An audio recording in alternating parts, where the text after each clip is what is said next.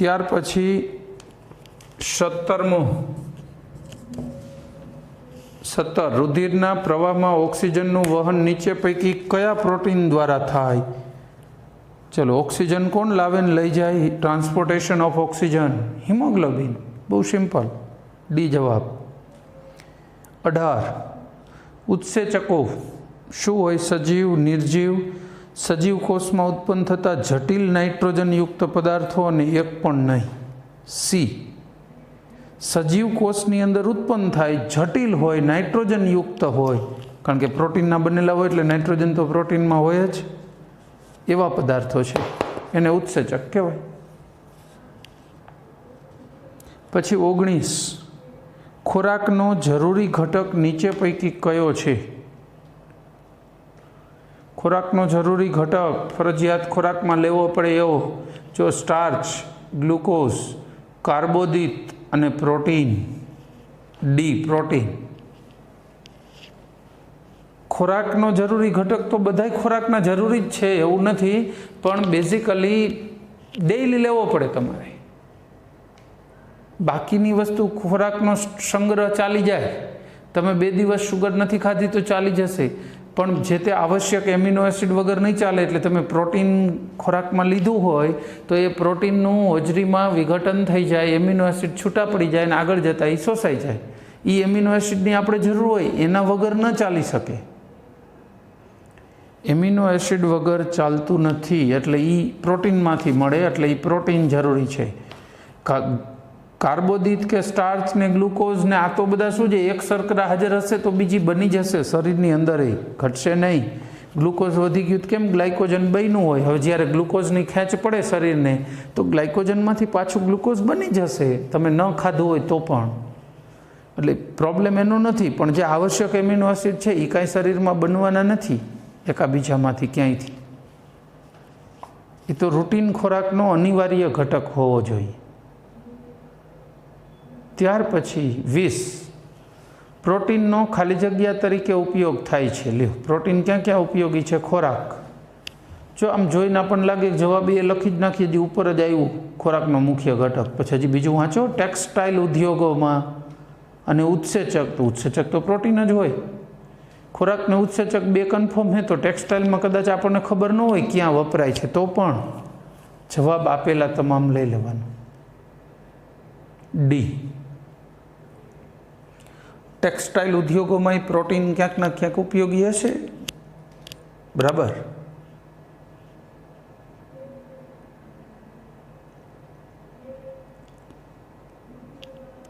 કારણ કે રેસાઓ જે કુદરતી રેસાઓ હોય, કૃત્રિમ રેસાઓ હોય, એમાં જે રાસાયણિક બંધો બનાવવા માટે જે રંગો, ડાય વગેરે ચડાવી હોય તો અમુક પ્રોટીન ઉમેરો એટલે એ ડાયનો કલર સારો ચડે, પાકો ચડે, એના માટે એ ઉપયોગ છે એનો.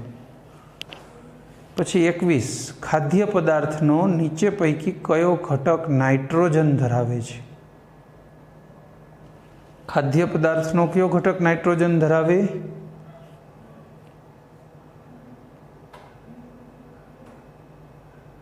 પ્રોટીન. કાર્બોહાઈડ્રેટ ને ચરબીમાં નાઇટ્રોજન ના હોય અને પ્રોટીનમાં હોય, એટલે ડી તો લેવાની જરૂર નથી. સી જવાબ, પ્રોટીન. કાર્બન, હાઇડ્રોજન, નાઇટ્રોજન ને ઓક્સિજન, આ ચારેય વસ્તુ પ્રોટીનમાં હોય જ. પછી 22 આપણું જે સ્ટમચ એટલે જઠર, એની અંદર જે પ્રવાહી હોય એની પીએચ કેટલી હોય? જઠરમાં રહેલ પ્રવાહીની પીએચ કેટલી હોય આશરે? કહી શકો? ખૂબ જ એસિડિક હોય, HClનો સ્ત્રાવ થાય, ખૂબ એસિડિક હોય. ખબર ક્યાં પડે? ખબર, જઠરમાં એકાદું ચાંદું પડ્યું હોય ને એને અલ્સર કહેવાય. અલ્સર. એવું અલ્સર થયું હોય ને ત્યારે જ્યારે આ એસિડ ઝરે ને એટલે એવી બળતરા ઉપડે ને સખત, કારણ કે એની પીએચ 2 હોય, 2 પીએચ. ખૂબ ઓછી કહેવાય, હાઈલી એસિડિક કહેવાય. આટલું સ્ટ્રોંગ લિક્વિડ અંદર એસિડિક હોય છે, જળ વિભાજન કરી નાખે ખોરાકના ઘટકોનું. ખેર, આપણો જવાબ આવશે બી, pH = 2. એસિડિટી થઈ હોય એવું બધું થાય ને ત્યારે શું થાય, આ એસિડ ઘણીવાર ગળા સુધી આવી જાય, ખબર હોય તો એકદમ ખાટું લાગે, કારણ કે એ હાઈલી એસિડિક હોય છે. Very strong acid. ત્યાર પછી 23, બરાબર. 23માં શું કહેશું? ખાલી જગ્યાના કારણે પ્રોટીનનું કુંતલાકાર બંધારણ જોવા મળે છે. એવી કઈ બાબત છે કે જે પ્રોટીનને વળ દીધેલા દોરડા જેવી કુંતલાકાર રચનાઓ બનાવી નાખે છે? હાઇડ્રોજન બંધ. કારણ કે જો હાઇડ્રોજન બંધ ના હોત ને તો પ્રોટીન આમ સીધી શૃંખલા હોત, સીધી લાઈન દોરી જેવું, ગૂંચળાદાર ન બની શક્યું હોત. ગૂંચળાદાર બને છે એ ગૂંચળું એમનેમ જળવાયેલું રહે છે, એનું કારણ છે હાઇડ્રોજન બંધ. નહીંતર આવી ગૂંચળાદાર રચના જ શક્ય ન બને. બરાબર. ત્યાર પછી વાત કરીએ સી જવાબ. બરાબર. પછી કુદરતી રેશમ. એ શું હોય કુદરતી રેશમ? ખબર છે? રેશમના કીડા ઉછેરે સેતુરના ઝાડ ઉપર. એમ રેશમના કીડા હોય. એ કીડાઓ પોતાની ફરતે જે કોસેટો રચે છે, મોઢામાંથી લાળ હોય ને એ કાઢીને લાળમાંથી ગૂંથે આખું કોસેટો રચે. પોતાના ફરતું જે કવર રચે ને એને કોસેટો કહેવાય. તો એ જે કોસેટો છે ને બસ એ જ કુદરતી રેશમ છે. એને ઉખેડી લે પડને, એક છેલ્લો પકડી લે ને પછી આપણે કેમ દડામાંથી દોરો કાઢીએ એવી રીતે એક એક આમ લાઈન બાય લાઈન કાઢે. આમ ફેર ખેંચતા જાય એટલે ઓલું નીકળતું જાય. પણ ખેર આ જે છે એની લાળમાંથી લાળ તો પ્રોટીનની હોય. બરાબર. લાળમાંથી બને છે તો લાળ પ્રોટીન છે. તો કુદરતી રેશમ છે એ શેનું બનેલું હોય? જો પ્રોટીન હોય તો પ્રોટીનની અંદર બંધ કયા આવે? પોલીએમાઇડ બંધ હોય. બી જવાબ. કારણ કે કુદરતી રેશમ પોતે પ્રોટીન જ છે, પ્યોર. બીજું કંઈ છે નહીં અંદર, લાળ જ છે સીધી પ્રોટીન. બાકી પાણીનો ભાગ તો સુકાઈ ગયો. બરાબર. ત્યાર પછી વાત કરીશું 25. પ્રોટીન ખાલી જગ્યા ધરાવે છે. પ્રોટીન શું ધરાવે? CHO ને N. હમણાં તો કીધું એ જવાબ થશે, છતાંય વિકલ્પ જોઈ લે, પણ એ જ છે કરેક્ટ. બીજે તો Cl ક્લોરીન ને એવું ના હોય. એ જવાબ. પછી 26. પ્રોટીનના વિઘટનથી મળતી અંતિમ નિપજ. પ્રોટીનનું વિઘટન કરો તો શું મળી જાય છેલ્લે? આ વિઘટન કયો કે જળ વિભાજન, કંઈ પણ કરશો, પ્રોટીનના ટુકડા પાડશો તો એમિનો એસિડ મળશે. એ જવાબ. પ્રોટીન ગમે તે હોય, મળે તો એમિનો એસિડ જ. જુદા જુદા 20 છે. ખાલી જગ્યામાંથી પ્રોટીનને સરળતાથી દૂર કરી શકાય. ખાલી જગ્યામાંથી. હવે પ્રશ્ન પૂછાયેલો ને ત્યારે આ જ રીતે પૂછાયેલો હતો એટલે મેં એમનેમ રાખ્યો છે. બાકી ખરેખર ક્યાંયથી એને દૂર કરવું હોય ને પ્રોટીનને તો બેન્ઝીન નાખવાનું, એટલે બાકીના ઘટકોને પ્રોટીન છૂટા પડી જાય. એમ છૂટા પાડવા માટે હોય. બેન્ઝીન ભાગમાં પ્રોટીન જતું રહે, નોન બેન્ઝીન ભાગમાં, એટલે છૂટું પડી જાય. કારણ કે પ્રોટીન હોય ને એ જ્વિટર આયનની જેમ હોય, મતલબ અંદર વીજભારિત ઘટકો હોય, એટલે એ બેન્ઝીનમાં ના ઓગળે ને બાકીનું ઓગળી જાય, છૂટું પડી જાય. બેન્ઝીન એને છૂટું પાડવા માટે વપરાય છે. લો ને, ડી જવાબ. ખાલી જગ્યામાં પ્રોટીનનું ટકાવાર પ્રમાણ સૌથી વધારે છે. આમાંથી કયું? ગાયનું ભેંસ, ગાયનું દૂધ. ગાયનું ભેંસ નહીં હો, જરા મિસ્ટેક છે ગુજરાતીમાં. દૂધ સુધારી નાખજો. બરાબર.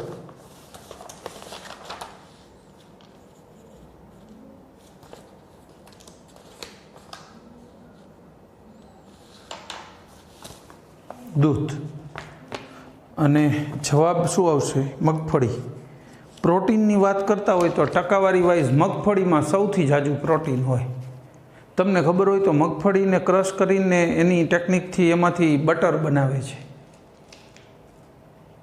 કુદરતી બટર હોય ને ફેટ ને એવું હોય. જ્યારે આ બટર બને ને આમાં મગફળીમાંથી તો એમાં પ્રોટીન વધારે હોય. આ બધા જે બજારમાં આવે છે ને, હોર્લિક્સ ને બાળકોના વિકાસ માટેના જે કાંઈ પાવડરો આવે છે બજારમાં, પેલું આવે છે બોર્નવિટા ને એવું, એ બધામાં મોટા ભાગે આ મગફળી અને મગફળીમાં ફોતરા જે હોય ને એનો ક્રશ કરીને લઈ લીધા હોય, ફોતરા સહિત ક્રશ કરી નાખે અને પાવડર બનાવે છે. એ પ્રોટીન જ છે, પ્રોટીન પાવડર. એ જવાબ. ત્યાર પછી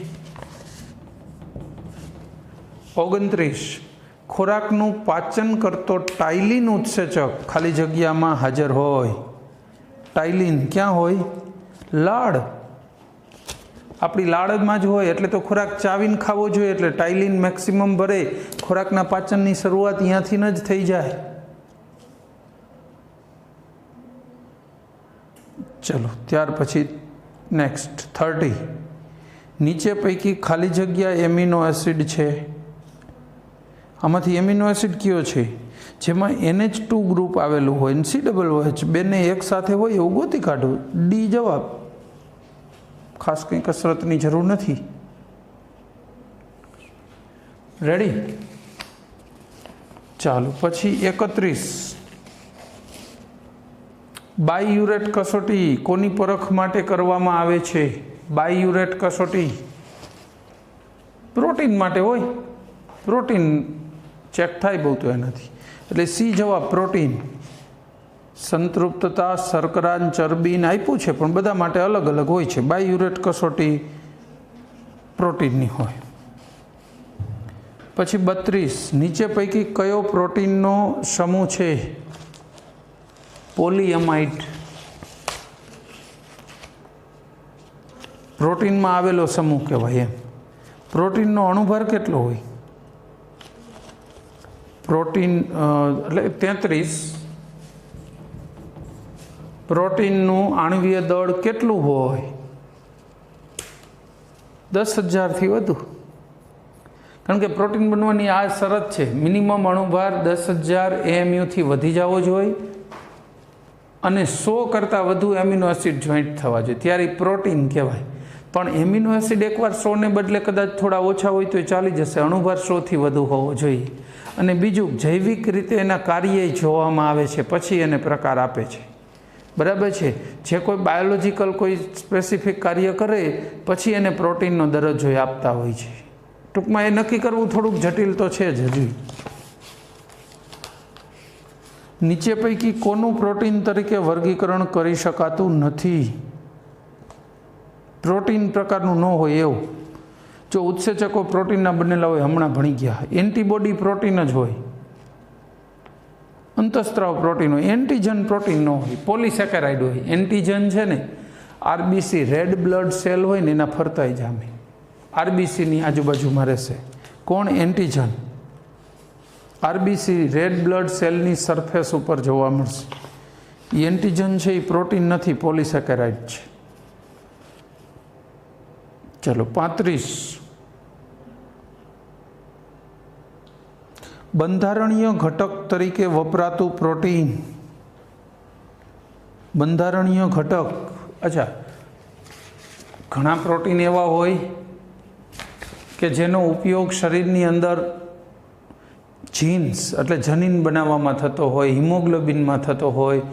શરીરની અંદર જ છે, તમામ પ્રોટીનનું કામ તો લગભગ શરીરની અંદર જ કરવાનું છે, પણ કેટલાક પ્રોટીન એવા છે કે જે ચામડી નવી બનાવવાની હોય તો એમાં એ ઉપયોગી હોય, વાળ બનાવવામાં. એ જે આપણું સ્ટ્રક્ચર છે ને, બોડી સ્ટ્રક્ચર, એ બનાવવામાં જે ઉપયોગી પ્રોટીન હોય ને એવાની વાત છે.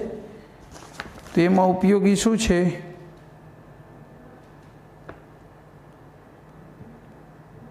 કેરેટીન. કેરોટીન નહીં હો, કેરેટીન સમજો.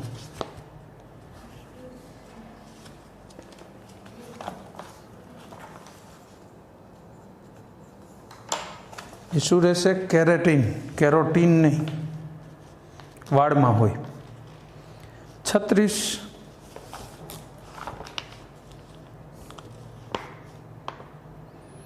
RCHCOOH આપેલ આલ્ફા એમિનો એસિડના બંધારણ માટે નીચે પૈકી કયું વિધાન સાચું છે?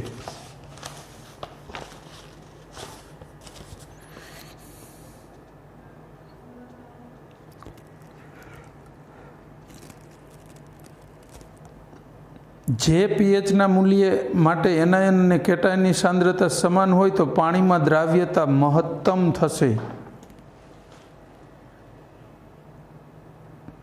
ના, દ્રાવ્યતા મહત્તમ ન થાય. ધન કે ઋણ ધ્રુવ બાજુ આકર્ષાય નહીં એમ કીધું. તો એકેય બાજુ ન આકર્ષાય એટલે અધ્રુવીય થાય ને, તો પાણીમાં દ્રાવ્યતા તો ઓછી થઈ જાય. ધન ને ઋણ બે વીજભાર હરખા થાય તો દ્રાવ્યતા તો ઘટે વધવાને બદલે, ધ્રુવીયતા ઘટી અણુની. એટલે એ તો ખોટું જ છે. હાલો, એ કીધું હોય એટલા જવાબ પહેલાં કાઢી નાખો. સી ને ડી ઓપ્શન એમને નીકળી ગયા. જો હવે એ ખોટું હોય એટલે એ વિકલ્પ તો આવે જ નહીં ને, બધા લખેલું એ તો 3 નીકળી ગયા. વૈધુત બી અને સી સાચા. તેઓ નીન હાઇડ્રીન કસોટી આપે. આ બરાબર. નીન હાઇડ્રીન છાંટો એટલે જાંબલી રંગ આપે. અને નાઇટ્રસ એસિડ આરે પ્રક્રિયા કરો તો આ પ્રાથમિક એમિનો ગ્રુપ થયું. NH2 ગ્રુપ એક જ કાર્બન સાથે એટેચ છે નાઇટ્રોજન. પ્રાથમિક એમિનો એસિડ હોય તો એ નાઇટ્રોજન વાયુ આપે ને આલ્કોહોલ બની જાય. NH2 ને બદલે OH આવી જાય, આલ્ફા હાઇડ્રોક્સી એસિડ બની જાય. તો બી ને સી સાચા છે. જવાબ બી સેકન્ડ. જવાબ આપોઆપ પૂરી જાય કારણ કે ઓલા એમાં બધા નીકળી ગયા એક જ હારે. ચલો ત્યાર પછી આગળ જોઈશું 37. નીચે પૈકી કયું સંયોજન રુધિરમાં હિમોગ્લોબિન સાથે પ્રક્રિયા કરી કાર્બોક્સી હિમોગ્લોબિન બનાવે છે?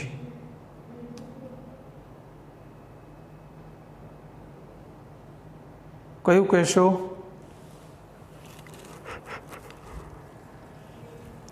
સાચું છે CO. અમુક લોકોને યાદ આવી ગયું હશે કારણ કે આપણે પર્યાવરણવાળા ચેપ્ટરમાં ભણી ગયા હતા. 11મા ધોરણમાં છેલ્લા ચેપ્ટરમાં આવ્યું હતું CO. યાદ છે? કાર્બોક્સી હિમોગ્લોબિન 300 ગણું વધુ સ્થાયી આવ્યું હતું ને એવું. ચલો ત્યાર પછી 38. દ્વિતીયક પ્રોટીન આમાંથી કયું છે જે સેકન્ડરી પ્રોટીન હોય અથવા સેકન્ડરી પ્રોટીનની લાક્ષણિકતાઓ હશે? મુખ્યત્વે વિકૃત પ્રોટીન અને પ્રોસ્થેટિક સમૂહનું બંધારણ. ના, એવું કાંઈ દ્વિતીયકમાં આવ્યું નથી. દ્વિતીયકમાં આવી કોઈ વાત આવી નથી. ત્યાર પછી ત્રિપરિમાણીય બંધારણ ધરાવે છે કે જેમાં પોલીપેપ્ટાઇડ શૃંખલામાં આવેલ એમિનો એસિડ વચ્ચેના બંધ એકબીજાથી ખૂબ જ દૂર હોય. ના, એવા બંધ દૂર હોય કે એવી કોઈ ચર્ચા નથી. પછી પોલીપેપ્ટાઇડ શૃંખલામાં એમિનો એસિડ રેખીય રીતે, ના રેખીય પણ નથી. જવાબ 3 નથી એટલે ચોથો જ હોય. પોલીપેપ્ટાઇડ શૃંખલામાં સતત નિશ્ચિત અંતરે નિયમિત ગળીઓ જોવા મળે. Yes, beta pleated sheet. સમજાણું? એ દ્વિતીયક પ્રોટીન છે, સાચું છે. દ્વિતીયકમાં 2 છે, હેલિકલ અને બીજું છે પ્લીટેડ શીટ, ગળી વારેલી. એટલે ડી જવાબ, ડી આપ્યું છે. 39. ઉત્સેચક માટે આપેલ વિધાનો પૈકી કયું વિધાન સાચું છે?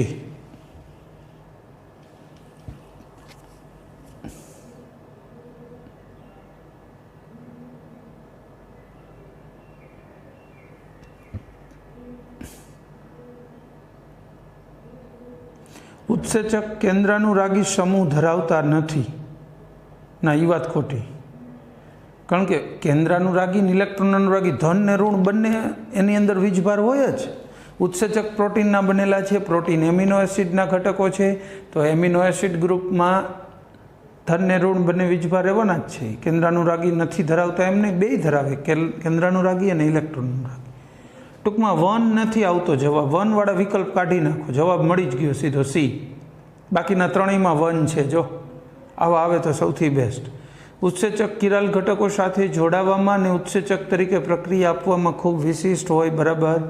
પ્રક્રિયાની સક્રિયકરણ ઉર્જા ઘટાડીને રાસાયણિક પ્રક્રિયામાં ઉત્સેચક ઉદ્દીપક તરીકે વર્તે. અને ત્રીજું પેપ્સિન પ્રોટીયોલાઇટિક ઉદ્દીપક છે. બરાબર છે આ બધું. ટૂંકમાં ત્રણેય વિકલ્પ સાચા છે એટલે ત્રણેય, એટલે જવાબ આવશે સી. પહેલું ખોટું છે એટલે પહેલાંવાળા ત્રણેય અમથે નીકળી જ ગયા. બરાબર. ત્યાર પછી વાત કરીશું 40મો પ્રશ્ન. બરાબર. પ્રોટીન ખાલી જગ્યાના બનેલા હોય છે. પ્રોટીન કહી શકશો? જો alpha amino acid, carbohydrate, vitamin અને ખનિજ ક્ષાર આમથી હુજી જાય. આલ્ફા એમિનો એસિડ જોડાઈને પ્રોટીન બને, એમિનો એસિડ ટૂંકમાં. પછી 41, આપેલ વિધાનો પૈકી કયા વિધાનોની જોડ ખોટી છે? એક જોડી ખોટી આપી હોય એવું બને ને, ABCD, AC અને BD. જોઈ લે, ઉભા રહો, એકાદું જોઈએ એટલે આઈડિયા આવી જશે કે શું થઈ શકે એમ છે. આલ્બ્યુમિન સાદું સરળ પ્રોટીન છે. સાચી વાત છે, સાદું અને સરળ કહેવાય. ગ્લોબ્યુલર પ્રોટીન છે, ગોલીય પ્રોટીન, સાવ સાદું. એટલે એ તો સાચું છે જ. ખોટી જોડમાંથી એ કાઢ નાખો એટલે પહેલો વિકલ્પ નીકળી ગયો અને ત્રીજો C નીકળી ગયો. BD અને CD બે જ રહ્યા. D તો બેમાં છે એટલે એને ચેક કરવાનો કોઈ અર્થ જ નહીં. B ને C ને ચેક કરો એટલે એકાદામ થઈ જશે. એલેનાઇન એમિનો એસિડ એસિડિક શૃંખલા ધરાવે છે. ના, એલેનાઇનની ક્યાં એસિડિક? એ તો એક NH2 ને એક C હોય છે. એમાં કોઈ એસિડિક વધારે એસિડિકનો મતલબ છે વધુ એસિડિક, એમાઇન કરતાં વધુ એમ. પછી હજી તો C જોઈ લો. ઇન્સ્યુલિન અંતઃસ્ત્રાવ છે તો છે જ. C તો સાચો છે એટલે B વિકલ્પ નહીં આવે, C વિકલ્પ આવશે. બીજું ખોટું જ છે. એસિડિક શૃંખલા ના હોય, તટસ્થ શૃંખલા હોય.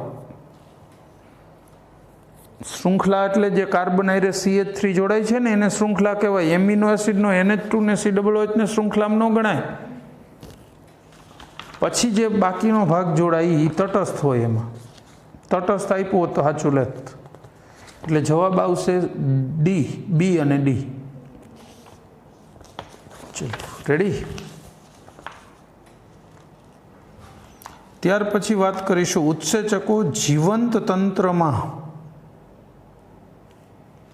ઉત્સેચકો જીવન તંત્રમાં શું કરે? ઉર્જા પૂરી પાડે, રોગ પ્રતિકારકતા આપે, ઓક્સિજનનું વહન કરે કે જૈવિક ક્રિયાઓનું ઉદ્દીપકીયકરણ કરે? આ ચારમાંથી કયા કામો કરી શકે?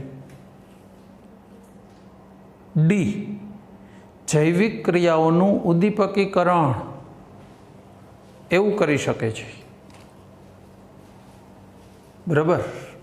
બાયોલોજિકલ કેટાલિસ્ટ કહેવાય. પ્રક્રિયાઓને ઝડપી બનાવવાનું કામ કરે. ચાલો, ત્યાર પછી આગળ જોઈશું પ્રોટીન માટે નીચે પૈકી કયું વિધાન સાચું નથી? A, એમિનો એસિડના ટુકડા જોડાઈને પ્રોટીનનો અણુ બનાવે છે.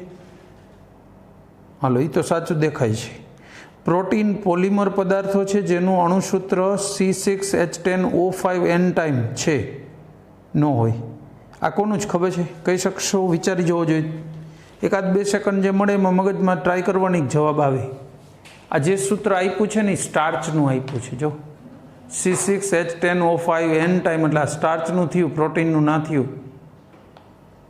પ્રોટીનમાં નાઇટ્રોજન તો હોય ને, આમાં છે જ નહીં. આમથી ખબર પડી જાય. બીજું વિકલ્પ ખોટું છે છતાંય જવાબ જોઈ. ઈંડા એ પ્રોટીનથી ભરપૂર છે, બરાબર છે. કઠોળ એ પ્રોટીનનો સારો સ્ત્રોત છે, એ બરાબર છે. એટલે આપણો જવાબ આવશે B, સેકન્ડ. આ પોલિસેકેરાઇડની જનરલ ફોર્મ્યુલા થઈ એટલે સ્ટાર્ચનું થયું. ચલો, ત્યાર પછી નેક્સ્ટ 44મો પ્રશ્ન. 44માં શું કહીશું?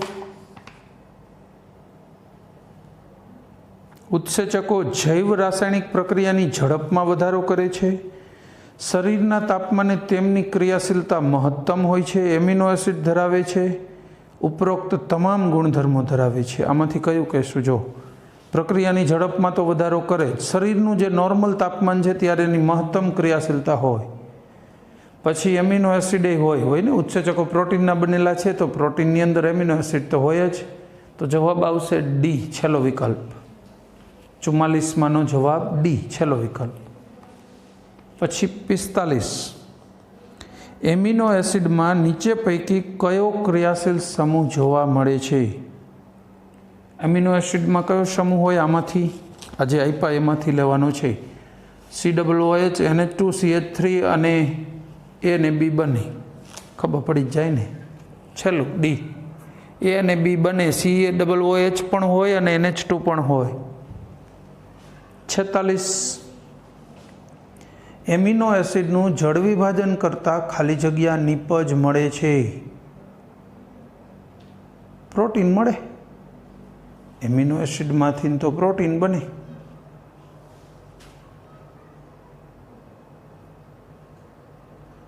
કરેક્ટ. ડી પ્રોટીન મળે. પણ ઊંધું ન થઈ ગયું.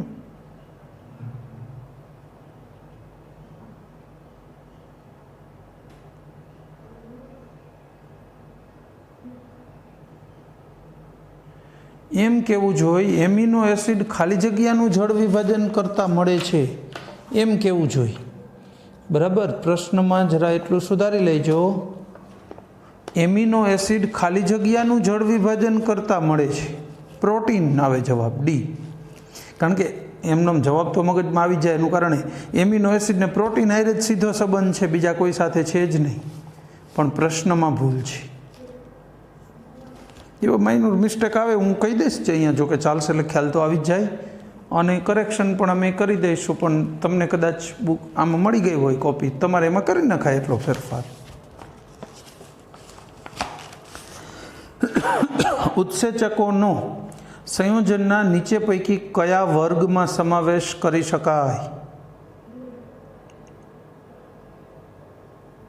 વર્ગ પાડવો જ હોય તો તમે કયો કહી શકો? પોલીસેકેરાઇડ, પોલીપેપ્ટાઇડ, પોલીનાઇટ્રોજન અને હાઇડ્રોકાર્બન. તો આમાંથી કયો પ્રકાર પડી શકે છે? પોલીપેપ્ટાઇડ કહી શકો. વધીને આપણે એને શું કહી શકીએ? જો પોલીસેકેરાઇડ તો સ્ટાર્ચ ને સેલ્યુલોઝ ને એના કાંઈ ઉત્સેચકો નથી બનતા, પછી એટલે એમાં ન આવે. પછી પોલીનાઇટ્રોજનવાળા વિષમ ચક્રીય સંયોજનો ન કહેવાય. શું કામ ન કહેવાય? પોલીનાઇટ્રોજનની ક્યાં જરૂર છે? નાઇટ્રોજનવાળા વિષમ ચક્રીય સંયોજનો એટલે આ ક્યાં કહેવા માગે છે ખબર છે? પેલા આરએનએ ડીએનએમાં બધા બેઝ હોય ને, એ એડેનિન ને ગ્વાનિન સાઇટોસિન એની વાત કરી દીધી. એ વિષમ ચક્રીય છે. અને હાઇડ્રોકાર્બન તો બિલકુલ ના હોય. કાર્બન હાઇડ્રોજનના જ સંયોજનો એ તો ના જ હોય ઉત્સેચકમાં. કાર્બન હાઇડ્રોજન એના અણુના ભાગ રૂપે આવેલું હોય, પણ એમાંથી જ ખાલી બનેલા અણુઓ ઉત્સેચક તરીકે કામ નથી કરતા. ચલો રેડી? એટલું આગળ વધીશું. ત્યાર પછી 48 ઉત્સેચકની હાજરીમાં જૈવિક પ્રક્રિયાનો દર શું થાય? ખબર પડી જ જાય. ઘટે, વધે અને બદલાતો નથી. એ અથવા સી. ઘટે ખરો ને વધે ખરો. જો ડાઉટફુલ અહીંયા કરે. ડી વિકલ્પ જોયા પછી થોડું ઘણું ડાઉટફુલ આખું પાછું લાગે. ખેર જવાબ બી છે, સેકન્ડ, વધે જ. ઉત્સેચકની હાજરીમાં ઘટવાનો ચાન્સ નથી, વધે જ. ચલો 49 રુધિરમાં ખાલી જગ્યા ધાતુ હાજર હોય. રુધિરમાં કઈ ધાતુ હાજર હોય? લોહીની અંદર કહી શકો ખરા? એફી. કયા સ્વરૂપે? હમણાં તો કીધું હતું ને, હિમોગ્લોબિનની અંદર એફી હોય અને એ લોહીમાં જ ફરતા હોય, એટલે એની કન્ટિન્યુઅસ મેક્સિમમ હાજરી એની જ હોય લોહીમાં. જો એનો અર્થ એવો નથી. પહેલી ધાતુ કઈ લખી છે? એઈ. એવી તો કોઈ ધાતુ છે જ નહીં. એયુ લખવું હતું ને તો સોનું, કાંઈ એજી લખવું જોઈતું હતું, સિલ્વર. ખેર એઈ એવી કોઈ આપણે આવતી જ નથી ધાતુ, એટલે એ તો એમને અંધારામ તીર છોડી દીધું. એમજી, સીયુ ને એફી, તો એફી જવાબ. બરાબર. આ પાછી જો એમજી વનસ્પતિમાં હોય, મેગ્નેશિયમ હોય ને, એમાં પુષ્કળ હોય પાછું ક્લોરોફિલની બનાવટમાં. આપણામાં જેમ હિમોગ્લોબિનમાં એફી, એમનામાં ક્લોરોફિલમાં એમજી. પણ આ બાકીનાનું પ્રમાણ બ્લડમાંથી જ ટ્રાન્સફર તો થતું, એટલે બ્લડમાં આવતું જતું રહેતું, પણ સતત એનું પ્રમાણ બ્લડમાં હોય નહીં. આપણામાં કોપર હોય તો કંઈ સતત બ્લડમાં ના રહે. પછી 50 નીચે પૈકી કયું સંયોજન દ્વિધ્રુવીય અથવા જ્વિટર આયન સ્થિતિમાં અસ્તિત્વ ધરાવે? એમિનો એસિડ હોય, જ્વિટર આયન રહી. કયું કહેશો? 50મું જોવો જોઈએ. બીજું બી. એમાં જો NH2 પણ છે અને COOH પણ છે. એટલે આવું એમિનો અને એસિડ ગ્રુપ હોય એટલે એમાં જ્વિટર આયન બને. જ્વિટર આયન એટલે બે વીજભાર હોય એવું. જો આપણે એને લખવું હોય તો આ રીતે જ્વિટર આયન લખી દઉં કે એનું કેવી રીતે બને છે. CH NH2 COOH. એસિડને હંમેશા H+ આપવાની વૃત્તિ હોય, નાને લેવાની વૃત્તિ હોય. તો આમાંથી આમ લખી શકાય CH3 twice CH NH3+ અને COO- થઈ ગયો. આ જ્વિટર આયન ધન અને ઋણ બંને વીજભાર જેમાં એક સાથે અસ્તિત્વ ધરાવતા હોય તો એને જ્વિટર આયન કહેવાય. એટલે આપણો જવાબ રહેશે બી, સેકન્ડ. કરેક્ટ. બસ, તો આ સાથે આજનો આપણો લેક્ચર પૂરો કરીશું, કારણ કે આટલા 60 પ્રશ્નો તો ઘણા થઈ ગયા પછી. બરાબર, તમે સાથે સાથે કામ ચાલુ રાખજો. આપણે હવે અત્યારે જીનીટ એટલે તમારે સિલેબસ બહુ આગળ નથી ચાલવાનો. હમણાં જેટલો ચલાવ્યો છે ને એને હવે રિવાઇઝ કરવાનો સમય ચાલે છે. સિલેબસને રિવાઇઝ કરતા જાઓ, પ્રશ્નોને સોલ્વ કરતા જાઓ, અને પ્રશ્ન સોલ્વ કરો ને ત્યાં ટેક્સ્ટ બુક પણ સાથે લઈને બેસો. જે પ્રશ્નનો જવાબ ટેક્સ્ટ બુકમાં હોય, મોઢે નથી આવી રહ્યો, તો ખોલીને જોઈ લો, રિફર કરી લો. મારા આગળથી ભણતા પહેલાં તમારા મગજમાં આવી ગયા હશે જેટલા પ્રશ્નો, તો વેરી બેટર. સારું, પૂરું કરીશું.